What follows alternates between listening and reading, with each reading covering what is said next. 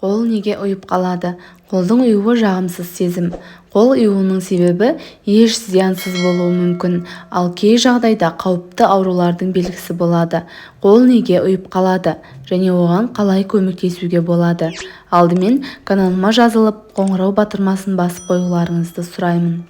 Аяқ-қолдардың сезімталдығы төмендеген кезде дененің кей бөліктерінде адам шаншу немесе дызылдау сезеді. Осыны дене бөлігінің ұйып қалуы деп атайды. Оның физиологиялық жағдайы оңай түсіндіріледі.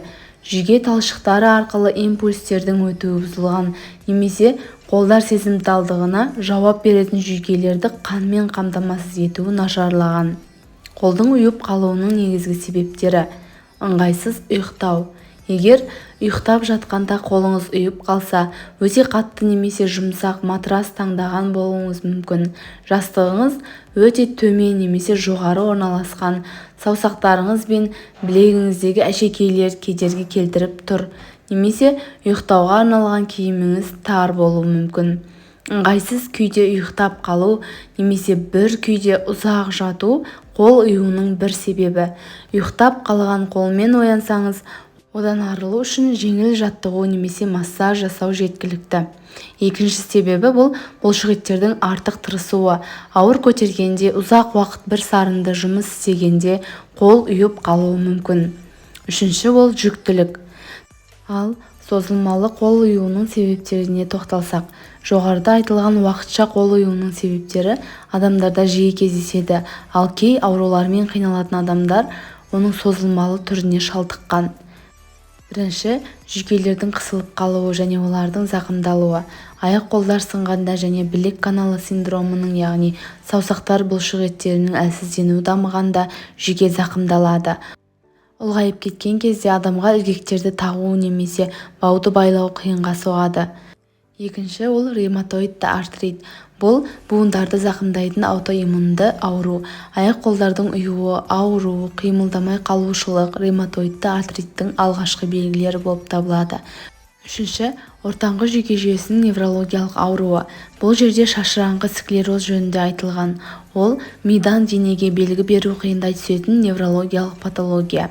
Төртінші, гормонды өзгеріс. Әсіресе етеккір тоқтаған әйелдер қолдың ұйып қалуымен қиналады. Бұл кезде қол ұюының себебі гормонды өзгерістің салдарынан қан айналымының бұзылуына байланысты. Келесі себеп дәрумен жетіспеушілігі.